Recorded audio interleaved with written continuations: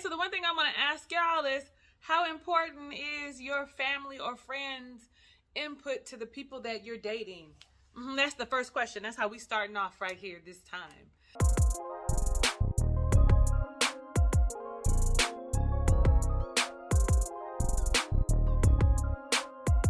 What's up? How you doing, Ray of Sunshines? I am your girl, Talisa Ray, wife coach. We are reviewing Ready to Love, the Potomac season, episode number 8. What they call it? Operation Meet the Homie. So we see them in the lounge, and Tommy is just like, hey, yo, I want you to have the ladies meet your best dude, your best homie, and have them give your opinion. And then he clowns Paul about his wrinkled shirt up under the arm. I mean, put him on blast, and they kept it in. I was here for it. I'm here for it. You on TV. You're going to be on TV. You should be shot like a tap. I don't know what the hell that was. So then we see P.O. and his friend Chill Bill. Now, Chill Bill looked like the homie, okay? Like, now you know where Paul came from. Like, he looked like he was, like, really out there getting it. Sometimes still getting it. And he has them meet Dakia and Carmen. The one thing I want to say is, like Carmen said, they are two entirely different people. They come with two different energies. And I have to say, when Paul said that Carmen has a superficial energy, I've been saying it the whole time, and evidently the men see it too. And he's like, I know that there's some substance behind there. Nah, she just want to be seen. If you seeing it and we seeing it, then maybe she really don't want to be on the show, and it is for exposure. I don't want to say it, but we know that that's what it's been thus far. And then, you know, shit, Dakia is with me in them blue contacts, and who knew? Clifton had told her that them contacts, them ain't it, sis. Like, don't wear them contacts. They don't do nothing for you. But she was wearing them because she likes them, and who are we to tell her what she should and should not be wearing? Evidently, Tina was supposed to be there too, but didn't want to come. He hadn't talked to her. She had been like, you know, had pulled back a whole lot. He had also said that Christina was not really available to him. And what I caught was evidently Carmen and Dakia must got a little bit of beef. Cause she was like, I frowned up. She clowning her about her blue contacts. To me, that feels a little catty. Ladies, we are too old to be this catty. I'm just saying, maybe it's just me. I don't know. So then we see Tori, and Tori has his friend Ashley. Ash, because it's more masculine. Okay, sir, your mama named you Ashley. And there are a lot of men named Ashley. Y'all know somebody named Ashley? I don't. But okay, catch 'em all, Ash. I think his real name was Ashley. Never mind.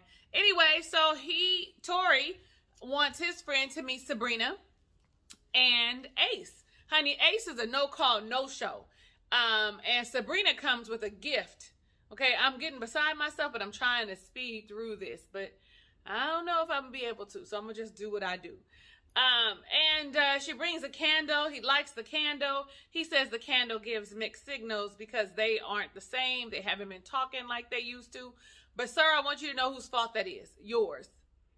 You're the one who pulled away when you saw she had a Jones for Demetrius. You're the one that should not be part of this, I don't know what to call it, dating show, experience.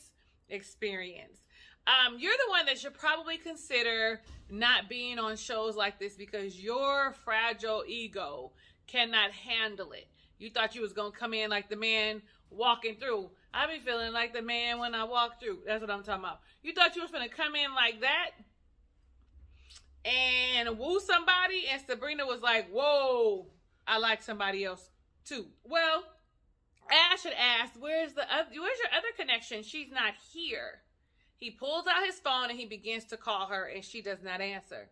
Sabrina's like, this is weird. I've never been on a date where a man called another woman before, and this is different and it's uncomfortable. I'm glad that she vocalized that. I mean, the question to me is, how many of you would be uncomfortable with that? So I want to know how you would feel if you were on a date and a man picked up his phone and started calling another woman. Now, granted, it is a show that you are building connections with other people in front of each other, but I feel like it's a no, that he should have gotten up. If he wanted to call her or text her or whatever, that he should have gotten up, excused himself, and taken the call. But that's me. I mean, if the shoe was on the other foot, I would have gotten up, excused myself, and I would have taken the call elsewhere. I don't know. Did you feel it was disrespectful? Was it Tori like kind of showing I got other connections, like it's other people than you? Like was it him puffing up his chest only for it to get deflated because she didn't answer? I don't know, y'all. Let me know down below in the comments. But I do feel like it was foul and that he should not have done that. The respectful thing would have been to get up, excuse himself, and make the phone call and come back and say, I guess she's not going to show. One question that the friend asked is, are you ready to love? And what she said, well, are you ready for a relationship? He didn't say ready to love, but are you ready for a relationship? And what she said was, I'm not ready to jump into anything right now. Like, I'm not ready to get married right away. I want to take it slow. These people, the pretense of the show, from my understanding, was for people who were ready for this deep connection and who wanted to progress and move forward to the next step of maybe matrimony. I mean, maybe I have a misunderstanding of what the premise of the show is, because we know what really happens is, you know, people just be dating. Don't nothing really be happening. But I just wanted to know. I just really wanted to know. Maybe I misunderstood, because like we said before, she's ready to date. His friend gave him some good advice, which was for him to proceed with caution when it came to Sabrina. Like, I don't know, yo. Be careful. Well, then the one we were waiting on was to see the date with Sabrina and Demetrius and his friend Kenny. And Kenny comes in hot and ready. You know, where does he stand? Where does my Brody stand with you?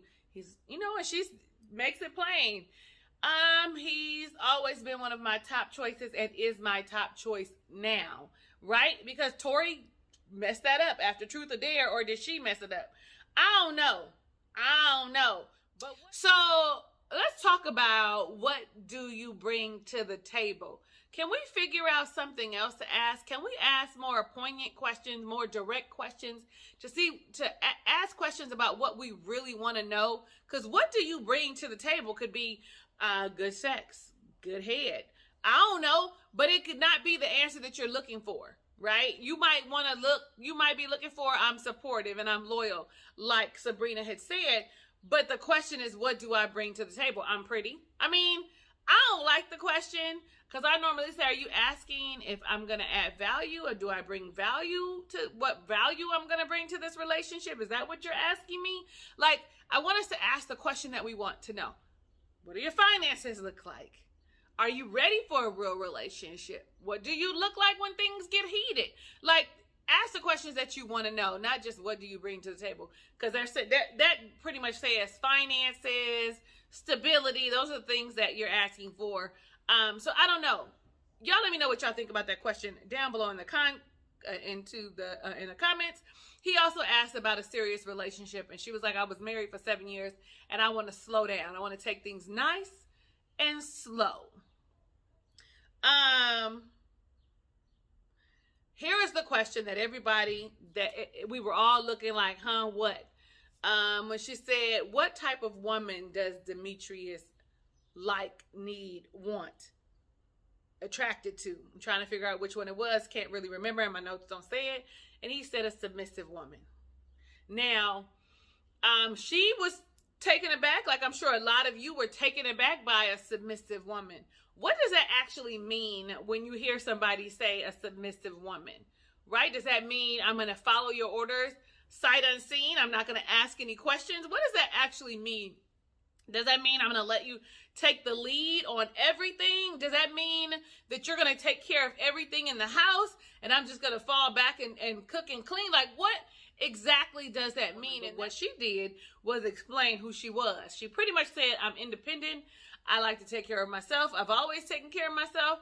I like to be in charge. I like to take the lead. I am an autonomous woman. That is what she said in a nutshell. And so with that being said, because he wants to take the lead, right? He wants to be in control. That control thing always gets me. But instead of them saying like, well, it's a partnership where we're going to work together, I just want to know what that word means. When you hear, I want a submissive woman, what does that mean to you? How does that come off to you? Does it come off as you need someone subservient? Because submissive is not subservient. But submissive is definitely a trigger for a lot of women. I am an autonomous woman, but I will allow a man to take the lead. And pretty much he said, this is who he is. Take it or leave it. I think that Sabrina is probably going to leave that there. Because it's a no for me, dog. That's what she's saying. It's a no for me, dog. So then we see Clifton and his friend Kenny. And he has Dakia and Joy. And we know that they are definitely two entirely different women. Where Dakia seems to be more reserved. And like reserved. Joy is more outgoing. In a sense, like with her energy. They're different. They give off different vibes. Both are very successful women doing things for themselves. Clifton says that he likes them both, but Dakia brings a different energy where Joy kind of matches his energy. So that's a whole thing. And it made me think about who would be better for him. Like the question would be, because Dakia could probably bring that more quiet energy to him. Because she doesn't appear to be boring, just a little more cautious than Joy. Joy's all in. Cards on the table, you see my hand, this is what it is, right? This is who I am. I'm fun. I can joke, I can laugh. Where Dakia is like, well, first, I'm sexy, right? I'm classy. Not that Joy isn't. But that's what she's putting up front, right? Versus the fun energy. I hope what I'm saying is making sense to you. And so Clifton is in a space where he doesn't know which way to go. If it's Joy or if it's with Dakia. But he knows that Dakia is growing on him. So maybe that quiet energy is some energy that he needs. But like his friend said, the question is she going to be able to handle the loud, boisterous, or was that Clifton that said, is she going to be able to handle that side of him, or is she going to want to shush him? Shh, being too loud. Oh my God. Because that's a whole ass thing where Joy just going to join in with him. The question then it becomes, does Joy have that pullback energy that he might be longing for because he normally doesn't get it? The one thing I found weird was that the moment Joy leaves, he's like, let me have, I wanted to try your drink. Like he was afraid to say it in front of Joy, which seemed a little weird to me, considering she had just fed him an olive in front of Joy. So if you wanted to taste the drink, you could have tasted the drink. You didn't use her straw. I was watching with my own two eyes. And Joy was not bothered by any of the connection that Dakia had, but she did say, I hope Dakia sees what our connection is like. No, Joy, did you see how he was interested in Dakia? That's something that you need to open your eyes to, because yes, you have a great connection, but there is something forming between Dakia and Clifton. So then we see Donovan, and he brings his friend Phil, and they have a 12-year friendship. So it kind of makes me wonder, did Phil and Donovan both go out for the show at the same time? Or did Phil tell Donovan, go and check out the show? They're looking for fellas. And then it made me think about last week when one of the fellas talked about how Donovan gives you very Phil-like answers, very diplomatic answers, right? And then it makes me feel like, was Phil the right person to bring after the incident with Shiloh? But what I'm feeling like is the show hadn't aired yet because the ladies didn't know who Phil was, right? So they were filming while the show was airing, maybe? How did that work? Y'all let me know down below in the comments if you know. But he has Phil meet Tina and Sabrina. And Sabrina comes with her very much so friendly energy, but prepares to answer questions, where Tina does seem a little disconnected, reserved, like she doesn't want to be there. And when Phil asked, why do you like, or what is it about Donovan that you like. She was like, he understands, he gets it, I need a break, and he's kind. So I'm all like, and she was like, and some people don't understand it. I was like, oh, is she talking about Paul? Not understanding that she needed a break? Maybe Paul is too aggressive. Maybe this show is too much for her. Because she did make mention that dating 5 people at a time was too much for her. Well, we definitely know one to many is not her thing. But at least she might not even be ready, period, for this type of thing, this type of relationship. A relationship in general. She probably is still doing some healing after she was talking about how much she didn't heal after her relationship with her baby daddy. But it's whatever. And you know, one of the things that Sabrina said was that we have a good conversation, and we're both from the West Coast. I don't know where Sabrina's from. Y'all let me know down below in the comments. Is she from LA too? She's giving us a bad rap. And that he makes her smile. But I don't care about all of that conversation that they had. Phil said that, you know, he liked Sabrina, but she came with like 2 perfect answers. Like she was prepared. Where Tina didn't have much to say and was kind of like vague in her answers. But what got me in this whole situation was Sabrina saying that she's like, oh, let me get it right. Sabrina said that it bothers her that Phil said that he's been around Donovan in his lows and in his highs. They've been friends for 12 years. So in 12 years, you are going to see people go through some things. And so she's all like, it makes me take a pause because I'm not sure if he knows who he is yet or he's still finding himself. Ma'am, you're reaching. You're reaching. Think about it. In the last 12 years, what were you doing? You were married and now you're not. That was a low going through a divorce. That didn't mean you didn't have your shit together. That means that you experienced something. You can have grief. You think about children and relationships ending. That doesn't mean I'm not together or I don't know who I am. That means I've experienced life. I don't know. Maybe that's just me. I've been through highs and lows. In the last 12 years, I've been through highs and lows. I lost a husband, you know, changed my love style. Like, I've been through some things. So I don't think that was fair. And I just think now she going to end up choosing herself. Like, she ain't going to choose none of the 3 men that she have connections with. And Phil said to Donovan, you need to be selfish now. Put yourself first. Do what's best for you. Be with the person that you like. Then you see Phil and Dakia on a date because they had never gone on a date before. A 1-to-1 date before. And, you know, Carmen was like, Oh, speaking of which, let me go back and say how Chill Bill was like, listen, if you want to be POJ for the rest of your life, you could be with Carmen. But if you want to be Paul, be with Dakia. Even though Carmen came in with I call him Paul and not P.O. Hello.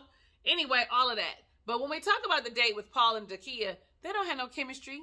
Dakia is just really reaching for straws, grasping at straws because her connection is with Clifton. And she knows that Joy is his top pick. And then Eric is gone because of his fondling, his not ready to love behavior. So I'm just saying, now she's grasping straws. The 2 of them their energy does not match. The only thing that we found out is that that he paints sketches. He's the same Paul the whole time. He still seems very slimy to me. He gives some corny dad joke. I kind of laughed a little bit because I like corny jokes. But nonetheless, we then see Ace and Tori.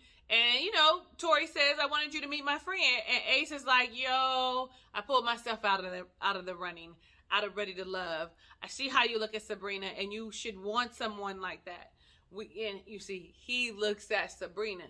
Sabrina's not necessarily reciprocating that, but he looks at Sabrina like the world, the sun, the stars, and the moon circles her, which is also like stalker behavior, right? Like, I don't know if that's healthy for him. It might be too attached to her. So she shares with him, you know what, I want to keep things platonic. My one connection My romantic connection has gone. I connected with someone else. It's gone.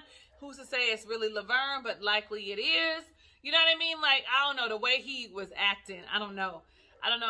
When she watches how he left last week, I hope if it is him, that she looks at him differently when he was like, oh, I don't care if Ace stays or goes. Like, I'm going to be by myself, right? It's just going to be me and my dog. So then we go to the gentleman's lounge, yes, with Tommy. And what we find out is Ace pulled herself out and didn't share with nobody. Ace was like, I'm out of here. Peace. I'm not going to answer a call or do nothing. Peace.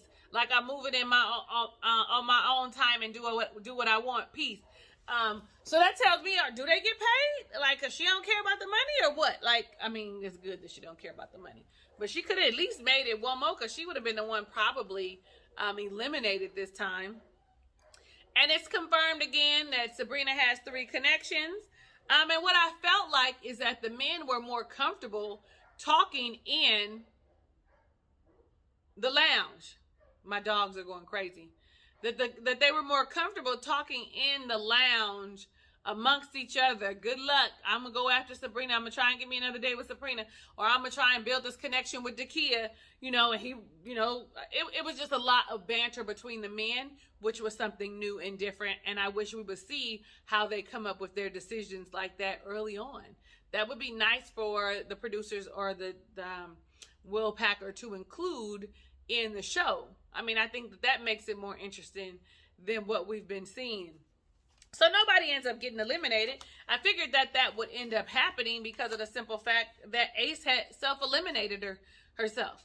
Nobody knew though, but Ace self-eliminated, and that's what it was. So I'm going to give you a little more time. And guess what? Next week, we going to have a 2-night excursion getaway. Let's see how things pan out. Sounds like messy drama. Sounds like things are going to be a little messy, especially when you see that one part where we find Clifton and Joy are going to share a bed.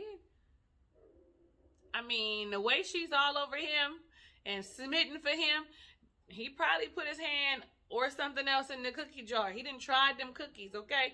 Had a little bit of milk. Well, that ends this review of Ready to Love episode number 8. Y'all let me know down below in the comments what you think. My new thing now is that when the men are eliminating women, I'm going to ask that men join us on the live on Wednesday at 5 p.m. Pacific Standard Time. And when it's the ladies' turn to eliminate, I'll ask the ladies to join us live on Wednesdays at 5 p.m. Pacific Standard Time. I'm doing it this way because you guys seem to enjoy the fellas last week. So, fellas, don't be scared. The ladies love to hear your opinions. Me too. We got our own opinions, and it's great to hear yours. So come on out and show yourself up. Tell us what you think. If it's your first time visiting my channel, you should be clicking the subscribe button and becoming a ray of sunshine, or the notification bell right next to it, the notification bell, so you're alerted of when I upload new videos. You should be sharing this with your friends so they can join us in on the conversation. Like the video because you like me. I don't know. You like my lipstick. You like that my roots are showing. I don't know. You like my Virgo tattoo. You like that I smile at you and ask questions. You feel like you're sitting here with me in my living room. You should like this video. Know that I love you in real life. I want every good thing that God has in store for you, even if you don't know what that is for yourself. Hugs and kisses and lots of love. I'll catch you on the next review.